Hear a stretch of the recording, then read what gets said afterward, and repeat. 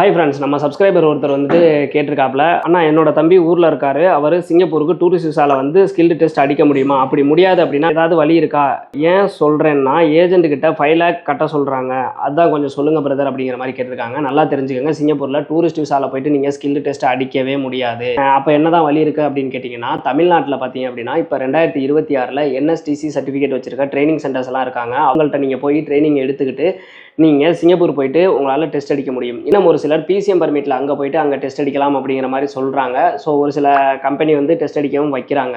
இன்னும் ஒரு சிலர் வந்துட்டு எஸ்பாஸில் போயிட்டு டெஸ்ட் அடிக்கலாம் அப்படிங்கிற மாதிரி அங்கே போகிறாங்க. ஆனால் இப்போ ரீசெண்டாக கூட அந்த மாதிரி போனவரை ஏர்போர்ட்லேயே வந்து சிங்கப்பூர் ஏர்போர்ட்டில் டீபோர்ட் பண்ணி விட்டாங்க. ஸோ அது மட்டும் பார்த்துக்கோங்க. நீங்கள் ப்ராப்பராக எப்படி போகலாம் அப்படின்னு கேட்டிங்கன்னா என்எஸ்டிசி சர்டிஃபிகேட் வச்சிருக்க ட்ரைனிங் சென்டருக்கு போயிட்டு நீங்கள் ட்ரைனிங் எடுத்துக்கிட்டு சிங்கப்பூரில் போய் டெஸ்ட் அடிக்கிற மாதிரி போகிறது பெஸ்ட்டு. ஆனால் இதுக்கு 5,000 5.5 லட்சம் வரைக்கும் தான் அமௌண்ட் கேட்குறாங்க. வேறு வழியே இதுக்கு கிடையாது.